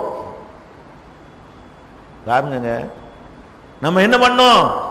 20 வருஷத்துக்கு முன்னாடி நம்ம பேசணும். என்ன பேசணும்? ஹதீஸ் தமிழ்ல தரமாட்டேன்ட்டாங்க, திட்டணுமா இல்ல? பெரிய பெருமை அடைஞ்சிட்டோம். குர்ஆனை தமிழ்ல தந்தாங்களா? ஹதீஸ மொழிபெயர்த்தாங்களா? தமிழ்ல மக்களுக்கு தந்தார்களா? அவன் என்ன பண்ணா? குர்ஆனையும் தரல ஹதீஸையும் தரலன்னு திட்டமா இல்லையா? ஏன் குர்ஆன் அல்லாஹ்வுடைய வேதத்துக்கு அடுத்த நிலையிலிருந்து ரசூலுல்லாஹ்வுடைய ஹதீஸ்கள் துவக்கப்பட்டிருக்கிறது. அந்த புகாரி 7 வால்யூமும் ஏன் ஒவ்வொரு வீட்டிலும் இல்ல? டெய்லி பேப்பர் வாங்குற காசை சேர்த்தாலே ஒரு மாசத்துல அந்த புக் வாங்கிடலாமே. ஏன் உங்களுக்கு வாங்க முடியல? வாங்கணும்னு என்ன வரல? இதான் மார்க்கத்தை மதிப்பு. நமக்கு என்னங்க, நம்ம எல்லாம் முஸ்லீம், வெக்கமா இல்லை நமக்கு? நம்ம எல்லாம் ஒரு முஸ்லீம், நம்ம எல்லாம் ஒரு தௌஹீத்வாதி என்று சொல்லிக் கொள்றோம். அல்லாஹ்வுடைய ரசூல் என்ன சொன்னார்கள் என்று அறிந்து கொள்வதற்கு, நேரடியாக அறிந்து கொள்வதற்கு வாய்ப்பு கண்ணு முன்னாடி இருக்கிறது. 250 ரூபாய் செலவு பண்ணி அதை வாங்க நம்ம ரெடியா இல்லை. அது தோக்குறதுக்கு என்ன பாடுபட்டாங்க ஒரு ஹதீஸுக்காக வேண்டி. சஹாபாக்கள் எவ்வளவு பெரிய தியாகம் பண்ணாங்க. அப்ப அந்த அளவுக்கு எல்லாம் எப்படி அபூ ஹுரைரா சொல்றாங்க, அப்படி வயிறுலாம் ஒட்டிய போய் நிலையில நாங்கள் பள்ளிவாசல்ல படுத்து வயிறு ஒட்டி போயிடும். யாராவது வந்து சாப்பிட கூப்பிட்டு வருவார்களாம். நம்மளை கூப்பிட மாட்டாரா? நம்மளை கூப்பிட மாட்டாரா? எப்படி தியாகம் பண்ணி அபூபக்கர் வருவாராம். சலாம் அலைக்கும் பார் அபூ ஹுரைரா. எதுக்கு? சாப்பிட்டு 3 நாள். சலாம் சொன்னோம்னா என்ன போற சாப்பிட கேட்டுருவாராம். கேட்கவும் மாட்டாங்க. நான் சலாம் சொல்லுவேன். எதுக்கு சலாம் சொல்லுவேன்? சாப்பிட்டு 3 நாள் ரசூலுல்லாஹ்ட்ட ஹதீஸ் படிக்கணுங்கிறதுக்காக அங்க கிடக்குறாரு. அவரு சாப்பிட கூட்டிட்டு போக விட மாட்டாரா? அவர் உமர் வருவார் சலாம் சொல்லுவேன், உஸ்மான் வருவார் சலாம் சொல்லுவேன். இப்படி எல்லாம் வந்து 3 நாள் 4 நாள் பட்னியா கிடந்து அல்லாஹ்வுடைய ரசூல் என்ன சொல்றாங்க என்று தெரிந்து கொள்வதற்காக வேண்டி அவ்வளவு தியாகம் செய்தார்களே. இதெல்லாம் என்ன? எதுக்கு நம்ம வந்து தௌஹீதுல இருக்கணும் விளங்கவே இல்லை. நம்ம வந்து தௌஹீது என்ற ஒரு பாதையை நம்ம ஏன் தேர்ந்தெடுத்து கொண்டோம்? புரியவே இல்லை. ஹதீஸை படிக்க மாட்டோம். அப்ப ஹதீஸ் படிக்காட்டி எங்க போய் நிக்கி? எங்க போய் நிக்கி? நம்ம அப்பம் பாட்ட எங்க போய் நின்றானோ அங்க போய் மரா நிக்க போறோம். எதனால அவன் கெட்டான்? குர்ஆனை படிக்காதனால கெட்டான். எதனால கண்டதை மார்க்கம்னு சொல்ல முடிஞ்சு? நம்ம அப்பங்க பாட்டன் காலத்துல மார்க்கத்துல இல்லாதெல்லாம் மார்க்கம்னு சொல்லி ஏன் ஏமாத்த முடிஞ்சு? குர்ஆன் உங்களுக்கு தெரியல, ஹதீஸ் தமிழ்ல இல்ல, ஹதீஸ் உருதுல இல்ல, அதனால கெடுக்க முடிஞ்சு. அது மாதிரி உங்களை கெடுத்துட கூடாதுக்காக வேண்டி குர்ஆனை தமிழ்ல போட்டா வாங்குறவங்களே கிடையாது. ஹதீஸ தமிழ்ல போடுறான் ஒருத்தன் உட்கார்ந்துட்டு மெனக்கெட்டதுக்காக வேண்டி அதுக்கு ஒரு ட்ரஸ்ட் அமைச்சு அதுக்காக பெரிய பல லட்சக்கணக்கான முதலீடு செஞ்சு அதை வாங்கி படிக்கிறதுக்கு, வாங்கி வீட்டில் வச்சுக்கிறதுக்கு நாதி இல்ல, வச்சுக்கிறது படிக்கிறதுக்கு நாதி இல்ல. இப்படிப்பட்ட நிலைமை. அல்லது உருதுலையோ ஆங்கிலத்திலேயோ தமிழ்லையோ மொழிபெயர்ப்பு வீட்டில் வச்சுக்கிறவங்க எதுவும் பார்ப்போம். படிக்கிறீங்களோ இல்லையோ, எங்க வீட்டில் உருது குர்ஆன் மொழிபெயர்ப்பு இருக்குது, குர்ஆன் இங்கிலீஷ் மொழிபெயர்ப்பு இருக்குது, தமிழ் மொழிபெயர்ப்பு வச்சுக்கணும்னு சொல்லுங்க, எதுவும் பார்ப்போம். அது கூட பாதி இருக்கு பார்த்துங்களேன். அது கூட வாங்கி வைத்திருக்கிறார்களான்னு பார்த்தா கூட பாதி பேர்ட்ட இல்லை. அது அல்லாஹ்வுடைய வேதம். அது அல்லாஹ் நம்மிடத்துல என்ன பேசுறான் என்பது நம்முடைய தாய்மொழியில உருதுலையோ ஆங்கிலத்திலேயோ தமிழ்லையோ கிடைக்குது. நமக்கு தெரிஞ்ச மொழியில் கிடைக்குது. இப்ப பெரிய ரிஸ்க் எல்லாம் கிடையாது. அதை வாங்கி வைக்கல, படிக்கிறது ரெண்டாவது. அதை வாங்கி வீட்டில் வச்சா ஒரு நேரம் வரும்போதாக படிப்போமா இல்லையா? ஒரு பிரச்சனை வரும்போதாக எடுத்து படிப்போமா இல்லையா? அப்ப அல்லாஹ் என்ன பேசுறான்னு உங்களுக்கு தெரிய வேண்டாம். ஏதோ அரபியில வச்சு மூத்தா போனாலும் ஓதிட்டு இருப்போம். அப்ப ஏன் உங்களை நீங்க எவ்வளவு நாளைக்கு நிக்கி இந்த தௌஹீது? இந்த மாதிரி போனா இந்த தௌஹீது எங்க நிக்கி? வரும் பாருங்க. இனி பழையபடி அதே கத்தம் பாத்தியா தாயத்து தட்டு எல்லாம் உங்கள்கிட்ட வந்து நிக்கத்தான் போகிறது. ஏன் அப்படி போய்கிட்டு இருக்கிறீர்கள்? ஒரு 10 வருடத்துக்கு முந்தைய இருந்த ஒரு நாலேஜ் இன்னைக்கு இல்ல. தௌஹீதுல ஒரு 10-15 வருஷத்துக்கு முன்னாடி இந்த பேரணாம்பட்டில் பார்த்தோம். ஒவ்வொருத்தரும் நீங்கள் கேட்கிற இங்க உள்ள தௌஹீத்வாதிகள் கேட்கிற கேள்விகளுக்கு உலமாக்களுக்கு பதில் சொல்ல இயலாது. 15 ரொம்ப காலத்துக்கு முந்தைய நான் சொல்லவில்லை. நான் 15 வருஷத்துக்கு முந்தைய இந்த ஊர்ல தொடர்புட இருக்கிறேன். அந்த காலத்தில் வரும் பொழுது அப்ப தௌஹீதுல இருந்தாங்களே சகோதரர்கள், இவங்க சில கேள்வி கேட்பாங்க. மதுஹபுல உள்ள தரீகாவுல உள்ள தர்கா வழிபாட்டில் உள்ள உலமாக்களால், மத குருமா மௌலவிமார்களால் இவங்களுடைய கேள்விக்கு பதில் சொல்ல இயலாது. ஹதீசுகளை பற்றி, அதனுடைய குர்ஆன் இறங்கிய காரணங்களை பற்றி, இப்படி எதை பத்தி கேட்டாலும் அவ்வளவு அற்புதமா போய் ஆர்குமெண்ட் பண்ணுவார்கள். ஓடி ஒளிவாங்க உலமாக்கள்லாம். இன்னைக்கு இப்படி இருக்கிறோமா? அதெல்லாம் எந்த காலம்? மொழிபெயர்ப்புகள் வராத காலம், கேட்டு கேட்டு அறிந்து கொண்ட காலம். காது வழியாக மாத்திரம் அறிந்து கொண்ட காலத்தில் அவ்வளவு தெளிவாக இருந்தாங்க. நீங்களே வாசித்து அறிந்து கொள்ற காலம் வந்து விட்டது இல்ல. அப்ப நம்ம எப்படி நம்ம அடுத்தாளுக்கு சொல்லுவோம்? நான் கேட்கிறேன், நம்ம எல்லாம் இந்த தௌஹீத அடுத்தாளுக்கு சொல்றதுக்கு தானே தௌஹீத ஏத்துக்கிறோம். நம்ம மட்டும் தௌஹீதா வாழ்வதற்கு ஒரு ஜமாஅத்லாம் தேவையில்லை, நம்மளே வாழ்ந்துட்டு போயிடலாம். நம்ம அளவுக்கு தௌஹீத வச்சுக்கிறதுக்கு ஒரு இயக்கம் வேணுமா? ஒரு சங்கம் வேணுமா? ஒண்ணுமே தேவையில்லை. எதுக்கு சங்கம் ஜமாஅத் எல்லாம்? பிறருக்கு சொல்வதற்கு தான். சொல்லும்போது சங்கடங்கள் வரும், எதிர்ப்புகள் வரும், தனியா சமாளிக்க இயலாது. கூட்டா இருந்தால் அதை சமாளிக்கலாம், பொருளாதாரங்கள் தேவைப்படும். தனியா இருந்தால் அவ்வளவு ஒருத்தன் சமாளிக்க முடியாது. கூட்டா இருந்தால் அதுதானே பிரச்சாரத்துக்கு தானே சங்கம், பிரச்சாரத்து தானே இயக்கம், பிரச்சாரத்துக்கு தானே ஒரு தௌஹீத் ஜமாஅத் வச்சிருக்கிறோம். நீங்களே தெரியாட்டி எங்க போய் பிரச்சாரம் பண்ணுவீங்க?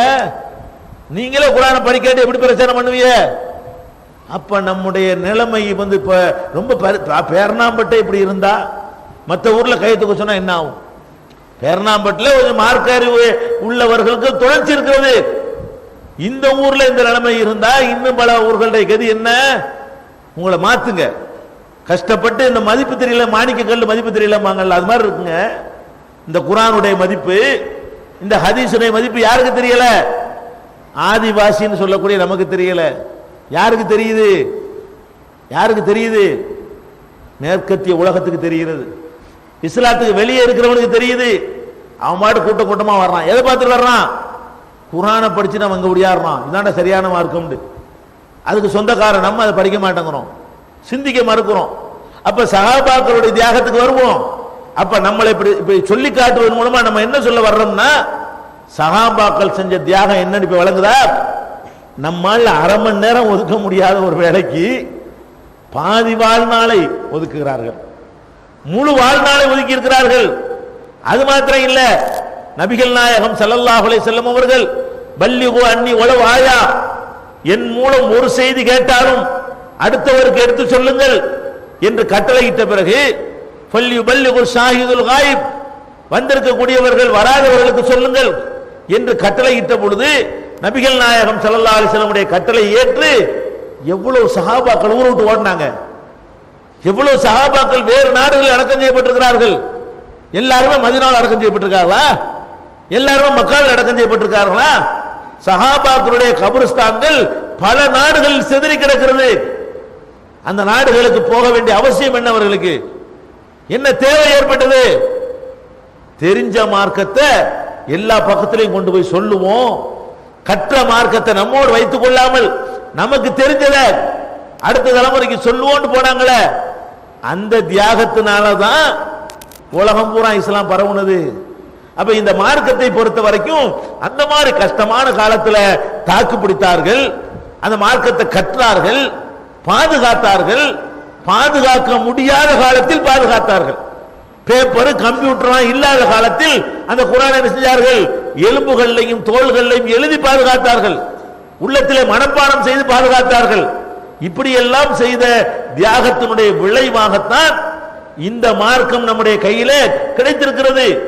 அது மாத்திரமில்லை, அந்த சஹாபாக்களை பொறுத்த வரைக்கும் நீங்கள் உலகத்தில் எங்க வேணாலும் பாருங்க, ஒரு தலைவன் ஒரு இயக்கத்தை உண்டாக்குகிறான், உண்டாக்கிட்டு மண்டையை போட்டான்னு வைங்களேன், அவனுடைய சித்தாந்தத்தை அழிக்கிறது யாரா இருக்குன்னு நினைக்கிறீங்க?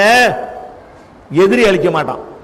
எந்த இயக்கத்தினுடைய சித்தாந்தத்தையும் அழித்தவர்கள் யாருன்னு பாத்தீங்கன்னு சொன்னா அவனுடைய சீடர்கள் தான் அழித்திருப்பார்கள், அவனை ஏற்றுக்கொண்டவர்கள் தான் அழித்திருப்பார்கள். எல்லா தலைவர்களுடைய வரலாற்றை எடுத்துக்கொண்டாலும் சரி, புத்தர்னு சொல்றாங்க, அவர் என்ன சொன்னாரு?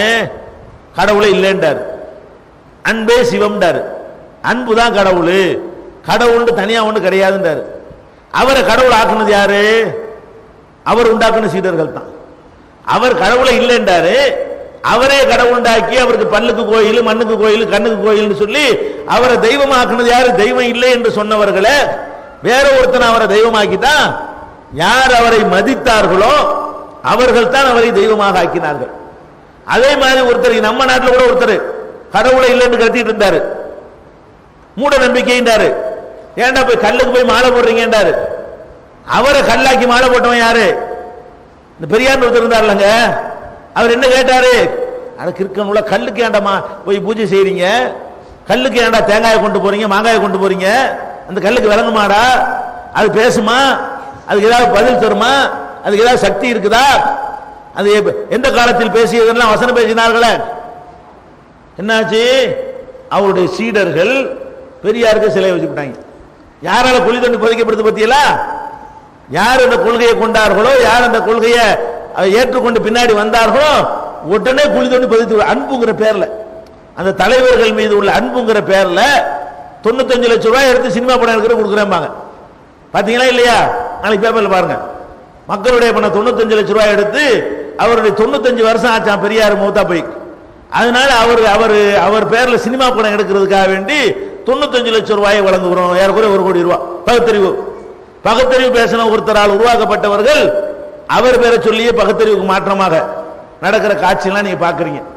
சிலை வைப்பதற்காக வேண்டி அலைகிற காட்சியை நீங்க பாக்குறீங்க. நபிகள் நாயகம் ஸல்லல்லாஹு அலைஹி வஸல்லம் அவர்கள் மீது சஹாபாக்கள் எப்படிப்பட்ட அன்பு வைத்திருந்தார்கள்? ஈசா நபியின் மீது அவருடைய சீடர்கள் வைத்தார்களே, அந்த அன்பை விட கோடானு கோடி அன்பு ரசூலுல்லாஹ் மேல வைத்திருந்தார்கள். சிலையாக விட்டாங்களா? உருவம் வரைஞ்சாங்களா? வரைய விட்டுருந்தா என்ன கதிக்கு ஆயிருக்கும்? ஏகத்துவம் கிடைச்சிருக்குமா? அவங்க எப்படிப்பட்ட தியாகம் பண்ணாங்க? ஒவ்வொரு மனுஷனும் எந்த இடத்துல அடிபட்டு போவானோ அந்த இடத்துல அடிபடாம நின்றார்கள். அவர்கள் மாத்திரம் ரசூலுல்லாஹ் மௌத்தா போனவன அப்படி ஒரு சிலையை வடிச்சு வணங்கி ஆரம்பிச்சிருந்தார்களே, ஆனால் அதை அந்த மக்கள் யாரும் ஆட்சேபிக்க முடியாது. அவ்வளவு அன்பு வைத்திருந்தார்கள். ஈசா நபியை சிலையை ஆக்கிட்டாங்க சீடர்கள்லாம், ஒண்ணும் பண்ண முடியல. அல்லாஹ்வுக்கு உதவி செய்யணும்னு வந்தாங்க, உதவி செய்ய ஏறல. அல்லாஹ்வுடைய குமாரன் ஆக்கிட்டாங்க. இவர் ஆக்குனாங்களா? நபிகள் நாயகம். அப்ப இந்த ஏகத்துவத்தை எப்படி காப்பாற்றி தந்திருக்கிறாங்க?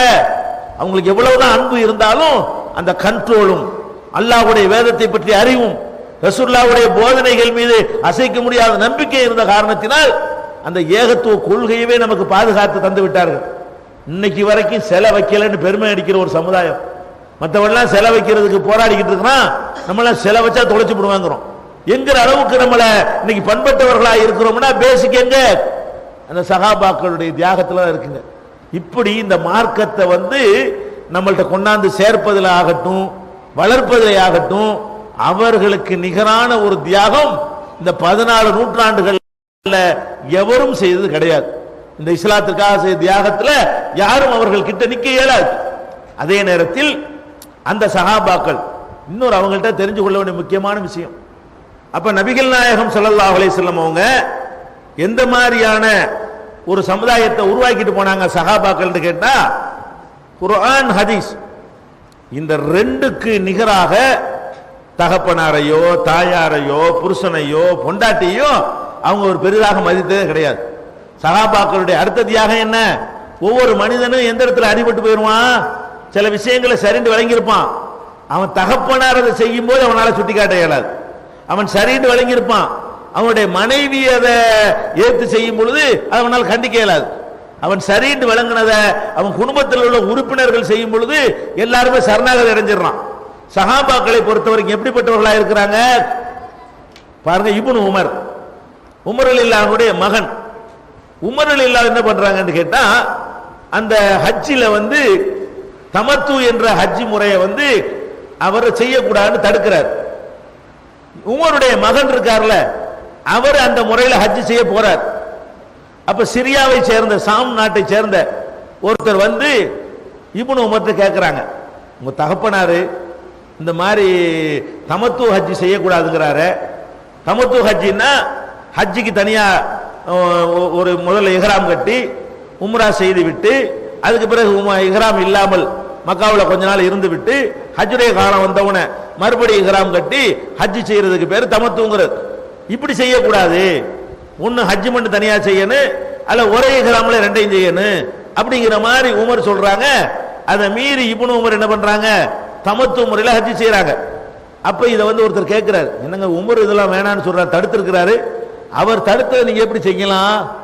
அப்ப இப்னு உமர் செய்யறாங்க, எங்க வாப்பா என் தகப்பனார் ஒன்றை தடுத்திருக்கிறார், அல்லாஹ்வுடைய தூதர் அதை செய்திருக்கிறார். இப்ப நான் அல்லாஹ்வுடைய தூதர் சொல்ற கேட்க சொல்றியா, என் தகப்பனார் சொல்றது கேட்க சொல்றியா? அவர் கேட்கிறார். அப்ப என் தகப்பனுடைய சொல் பின்பற்றத்தக்கதா, அல்லாஹ்வுடைய ரசூலுடைய சொல் பின்பற்றத்தக்கதா? அல்லாஹ்வுடைய ரசூலுடைய சொல்லுதான். அப்ப ரசூலுல்லாஹ் தமத்து பண்ணியிருக்கிறாங்க, அது எப்படி என் தகப்பனார் தடுக்கலாம்? என் தகப்பனார் தடுத்தாருன்னா நான் எப்படி இதை கேட்பேன்? அப்ப இந்த சஹாபாக்களுடைய உணர்வுகள் எப்படி இருக்கிறது? அல்லாஹ்வும் ரசூலும் உன்னை சொல்லிவிட்டார்களே, ஆனால் பாப்பாவா இருந்தாலும் தூக்கி எறிஞ்சிருவாங்க, ஏத்து கேட்க ஆரம்பிச்சிருவாங்க. அதே மாதிரி உமர் ரலியல்லாஹுடைய கோபம் ரோசம் எல்லாம் தெரியும். அவங்களுடைய மனைவி ஃபஜ்ருக்கும் இஷாவுக்கும் பள்ளிவாசலுக்கு வந்துருவாங்க. கரெக்டா பள்ளி வாசல்ல வந்து ரசூல் ஸல்லல்லாஹு அலைஹி வஸல்லம் காலத்தில் பெண்களும் தொழுவார்கள். அந்த அம்மாவும் பள்ளிவாசலுக்கு வந்துருவாங்க. அப்போ ஒருத்தர் கேட்கிறாரு, உமருடைய மனைவி அவர்களே, உங்க கணவர் ரொம்ப ரோசக்காரரா இருக்காரு, பள்ளிவாசலுக்கெல்லாம் நீங்க பெண்கள் வந்து அவர் பிடிக்காத, வீட்டுக்குள்ளான உங்களை இருக்க சொல்லி இருக்கிறாரு, நீங்க எப்படி வரலாம் அப்படின்னு கேட்கிறாரு. அவர் உங்களை தடுத்தா என்ன செய்வீங்க? என்ன அவர் தடுக்க முடியாது. ஏன் முடியாது? ரசூலுல்லாஹ் தடுக்க கூடாதுன்னு சொல்லிருக்கும் தடுத்துருவார் அவரு. அவங்க கேட்கிறாங்க, கணவராக இருக்கட்டு, அல்லாஹ்வுடைய ரசூல் என்ன சொன்னாங்க? லா தம்னவு இமா அல்லாஹில் மசாஜித், பெண்களை பள்ளிக்கு வருவது தடுக்காதீங்கன்னு சொன்னாங்களா இல்லையா? அந்த சொல் அவர் என்னை தடுக்க வருவாரையானால் அவரை இந்த சொல் தடுக்கும். கட்டுப்பட மாட்டேங்கிறாங்க. தடுத்து பார்க்கட்டுமே. ரசூலுல்லாஹ் ஒன்னு சொல்லி இருக்கும் போது தடுத்துருவார் அவரு. நான் கேட்டுருவேனா? யாரு? உமர்னா எல்லாரும் பயப்படுறாங்க. அது மற்ற விஷயத்துல தான். மார்க்க விஷயத்துல பயப்படுவாங்கிறீங்களா? கட்டண பொண்டாடி பயப்பட மாட்டேன்ட்டாங்க. அவர் மட்டும் தடுக்கணும் பாக்குறேன். ரசூலுல்லாஹ் தடுக்க கூடாதுன்னு சொன்னா தடுத்துருவாரா? விடுவனா? அப்ப அப்படியான ஒரு சமூகம் சஹாபாக்கள் சமூகம். எப்படின்னு கேட்டா, சில சஹாபாக்கள் மார்க்கத்தை பற்றி சில விஷயங்கள் தங்களுக்கு கிடைக்காத நேரத்தில் சில தவறான தீர்ப்புகளை சொல்லிடுவாங்க. அதை எல்லாரும் ஏற்றுக்க மாட்டாங்க. ரசூலுல்லாஹ் சொன்னா சொல்லு, இல்லைன்னா விட்டுருப்போம். இப்படிங்கிற மாதிரியான ஒரு நிலைமை உள்ளவர்களாக அந்த சஹாபாக்கள் திகழ்ந்திருக்கிறார்கள். சில நேரங்களில் ரசூலுல்லாஹ்வுடைய மூத்தனம் எடுத்துக்கொள்ளலாம், மரணித்த நேரத்தில் மரணிக்கலங்கிற மாதிரி எல்லாரும் நினைக்கிறாங்க. அதிகமான பேர் உமர் ரலியல்லாஹு அபூபக்கர் வந்து ஆதாரத்தை அள்ளி போட்டோன்னு எல்லாம் மாறினாங்களா இல்லையா? அப்படியா? குர்ஆன்ல அப்படியா இருக்குது? ரசூலுல்லாஹ் மூத்தா போயிட்டாங்கன்னு இருக்குதா? மூத்தா போயிட்டாங்கன்னு இருக்குதா என்று கேட்ட உடனே அல்லாஹ் சொல்லிட்டான்னு அப்படியே மாத்தி கொள்வார்கள். அல்லாஹ்வுடைய ரசூல் சொல்லிவிட்டார்கள் என்றால் அப்படியே சரணடையக்கூடியவர்கள். ஒட்டுமொத்த சமுதாயத்தையும் நபிகள் நாயகம் ஸல்லல்லாஹு அலைஹி வஸல்லம் அவர்கள் இப்படித்தான் உருவாக்கிட்டு போனார்கள். அபூபக்கரா இருந்தாலும் சரி, உமரா இருந்தாலும் சரி, உஸ்மானா இருந்தாலும் சரி, அலியா இருந்தாலும் சரி, அவர்களே சில தீர்ப்புகளை குர்ஆனில் சொல்லி விடுவார்களே, ஆனால் சஹாபாக்கள் உடனே ஏத்து கேட்டுவாங்க, கட்டுப்பட மாட்டோம்ன்றாங்க, உங்களுக்கு அதிகாரம் இல்லைன்றாங்க என்கிற அளவுக்கு அந்த சஹாபாக்களுடைய வாழ்க்கை அமைந்திருப்பதை நம்ம பார்க்கிறோம். அப்ப சஹாபாக்களுடைய தியாகத்தை நம்ம புரிந்து இது மாதிரியான உணர்வுடையவர்களாக நம்ம வாழ்க்கை அமைத்துக் கொண்டு நம்மை சுத்தி நிறைய வேலை இருக்கிறது. அதுக்குதான் இந்த கூட்டம் போட்டு நோக்கமே என்ன? ஒரு காலத்துல ஏகத்துவ எழுச்சி கோட்டையா இருந்த இந்த பேரணாம்பட்டு நடக்குது. இங்க பார்த்தா ரொம்ப ஒரு டல் அடிக்கிற காட்சியை பார்க்கிறோம். தாவா ரொம்ப பின்னுக்கு போய்விட்டது. பிரச்சாரம் செய்வது அப்படியே ஓஞ்சு போய்விட்டது. கஷ்ட நஷ்டங்களை தாங்கிக் கொள்ள நம்ம தயாரா இல்ல. அடி உதைகளுக்கு பயப்பட, போலீஸ் வழக்கு வந்துருமோ, வம்பு வந்துருமோ, பிரச்சனை ஆயிருமோ. பிரச்சனை ஆனாத்தான் தௌஹீத சொல்ல இயலும். பிரச்சனையை சந்திக்க தௌஹீத சொல்ல இயலாது. எந்த காலத்து நபிமார்கள் சொல்லிய பிரச்சனை வந்தா வராதா? நபிமார்கள் எப்படி சொல்லுவாங்க? தெளிவாக சொல்லுவாங்க, சந்தேகத்துக்கு இடம் இல்லாம சொல்லுவாங்க, அனைவருக்கும் புரிகிற விதத்தில் சொல்லுவாங்க, இஹ்லாஸோட சொல்லுவாங்க. தாங்கள் சொல்வது உண்மைக்கு சில அற்புதங்களை செய்து காட்டிவிட்டு சொல்வார்கள். அந்த பிரச்சாரத்துக்கு எதிர்ப்பு வந்திருக்குன்னா உங்க பிரச்சாரத்துக்கு வராதா? கஷ்டம் வராதா? அடிதடி வராதா? வந்தாலும் என்ன கூடியவர்கள் ஏன் இப்ப காணோம்? ஏன் அது மாதிரி இறங்க மாட்டேங்கிறீங்க? அப்ப நமக்கு வந்து மார்க்கத்தின் மீது நம்பிக்கை குறைஞ்சு கொண்டே வருது. பழைய நம்ம யோசிச்சு பார்க்கிறோம். ஒரு காலத்துல அஹ்ல ஹதீஸ் என்ற ஒரு ஜமாத்தை உருவாக்கினார்கள். எதுக்கு உருவாக்கினார்கள்? எதுக்கு உருவாக்குனாங்க? இந்த தர்கா, தரீகா, பிதத்து, தாயத்து, தட்டு, தகடு, பாத்தியா, மௌலுது, இதெல்லாம் ஒழிச்சு கட்டுவதற்கு தான் உண்டாக்கினார்கள். உண்டாக்கி பாடுபட்டார்கள். கடைசியில் என்னாச்சு? என்னைக்கு தாவாவை விட்டார்களோ, பிரச்சாரத்தை விட்டார்களோ, அவங்கள்ட்ட போய் மற்ற கருத்து உடையவர்கள்ட்ட போய் பிரச்சாரம் செய்வதற்கு பதிலா நம்ம பள்ளிவாசலுக்குள்ள மட்டும் வச்சுக்கிருவோம், நம்ம கொள்கை ஏத்துக்கிறவர்களுக்கு மட்டும் வச்சுக்கிருவோம் எப்ப ஒதுங்கினார்களோ, வெளியில போய் அழைப்பு கொடுக்கவில்லையோ, என்னவாச்சு? தாயத்து போடுற அகல ஹதீஸ் நம்ம இன்னைக்கு பாக்குறோம். வரதட்சணை வாங்குற அகல ஹதீஸ்காரரை பாக்குறோம். வீட்டுல பாட்டல் கட்டி தொங்க விடக்கூடிய அகல, என்னப்பா அகல ஹதீஸ்? நாங்க ஆமீன் சத்தம் போட்டு சொல்றோம்ல, அதான் அகல ஹதீஸ். அகல ஹதீஸ் என்ன அர்த்தம்? சத்தம் போட்டு ஆமீன் சொல்லிட்டாங்கன்னா அகல ஹதீஸுங்க, கை கட்டிட்டாங்கன்னா அகல ஹதீஸ். இவ்வளவுதான் அகல ஹதீஸ். மத்தெல்லாம் அடிப்படையே காணோம். ஆயத்து போடுற அகல ஹதீஸ், தட்டு எழுதுற அகல ஹதீஸ், பாட்டில் தொங்க விடுற அகல ஹதீஸ், சடங்கு சம்பிரதாயம் செய்யற அகல ஹதீஸ் எல்லாம் இன்னைக்கு பாக்குறோம். அதை நோக்கி நம்ம போய்கிட்டு இருக்கிறோமா இல்லையா? இப்ப இப்படி இருந்தா எங்க போவீங்க? அவனை 400 வருஷம் தாக்கு பிடிச்சான், 40 வருஷம் தாக்கு பிடிக்க காணாம, 20 வருஷமும் தாக்கு பிடிக்க காணாம அந்த லட்சணத்தில் போய் கொண்டிருக்கிறோம். எனவே சஹாபாக்களுடைய அந்த வாழ்க்கையை முன்னுதாரணமாக கொண்டு அல்லாஹ் அன்சார், அல்லாஹ்வுடைய அன்சார்களாக ஆகுங்கிறான. இனிமே நபிமார்கள் வரமாட்டாங்க. நபிமார்களுக்கு போய் நீங்க உதவியாளர் ஆக முடியாது. நபிமார்கள் கொண்டு வந்த கொள்கைக்கு தான் இனி உதவியாளர் தேவை. ரசூல் ஆளும்போது ரசூலுல்லாஹ்வுக்கு உதவியாளர், இப்ப குர்ஆனுக்கு உதவியாளர், ஹதீஸுக்கு உதவியாளர், அதை கொண்டு செயல்படுத்துவதற்கு உதவியாளர். அவங்க இன்னைக்கு தேவைப்படுகிறார்கள். உதவியாளர்கள் இப்ப இல்ல. குர்ஆனை தூய வடிவில் மக்கள்கிட்ட கொண்டு செல்வதற்கு, அதற்காக தியாகம் செய்வதற்கு, அடி உதை வாங்குவதற்கு, ஊர் நீக்கத்தை சகித்துக் கொள்வதற்கு, துன்பங்களை தாங்கிக் கொள்வதற்கு, இதனால் கிடைக்கக்கூடிய மறுமை நன்மை எதிர்பார்த்து செயல்படுவதற்கு இன்றைக்கு நம்ம பின்தங்கியவர்களாக இருக்கிறோம். அந்த நிலையை தூக்கி எறிந்து விட்டு 10 ஆண்டுகளுக்கு முன்னால், 15 ஆண்டுகளுக்கு முன்னால் நம்மிடத்தில் எப்படி இருந்தது என்று விசாரித்து பார்த்து தெரிந்து கொண்டு அது போன்ற நாலேஜ் உள்ளவர்களாக, அது போன்ற ஆர்வம் உடையவர்களாக, அது போன்ற தீவிர செயல்பாடு உடையவர்களாக, நம்மை சுற்றி உள்ள எல்லா பகுதிகளுக்கும் இந்த கொள்கையை கொண்டு செல்லக்கூடியவர்களாக, வெளியிலே போய் பிரச்சாரம் செய்யக்கூடியவர்களாக, பள்ளிக்கு வர்றவங்கள்ட்ட மட்டும் செய்யாமல் தெருமுனை பிரச்சாரம், வீதி பிரச்சாரம், பப்ளிக் கூட்டம் என்று பல பகுதி தனிநபர் சந்திப்புகள் என்று பலவிதமான முறையில நம்முடைய பிரச்சாரத்தை விரிவுபடுத்தக்கூடிய மக்களாக அல்லாஹ் உங்களையும் எங்களையும் ஆக்கி அருள் புரிவானாக. வாஹிருதாவானா அல்ஹம்துலில்லாஹி ரப்பில் ஆலமீன். அஸ்ஸலாமு அலைக்கும். திருக்குரானின் அறிவியல் சான்றுகள் பாகம் 2. இஸ்லாம் பெண்கள் உரிமையை பறிக்கிறதா? பிறை ஒரு விளக்கம். இஸ்லாம் ஓர் இனிய மார்க்கம். நபித்தோழியர் வரலாறு. குற்றச்சாட்டுகளும் பதில்களும். நோன்பு. இயேசு இறைமகனா? வருமுன் உரைத்த இஸ்லாம். உண்மை தோழர் அபூபக்கர் அலி. பெண்களுக்கான நபி வழி சட்டங்கள். அறிவுச்சுடர் அன்னை ஐசார் அலி. இஸ்லாத்தில் சொர்க்கம் நரகம். நபித்தோழர்களும் நமது நிலையும். துவாக்களின் தொகுப்பு. முகைதீன் மௌலிது ஒரு ஆய்வு. குரானை எளிதில் ஓதிட. நபிகள் நாயகம் பல திருமணம் செய்தது ஏன்? யாக்குத்பா ஒரு ஆய்வு. நபி வழியில் நம் நபி வழியில் குழந்தை வளர்ப்பு. தராவி தொழுகை ஒரு ஆய்வு. ஜக்காத் ஒரு ஆய்வு.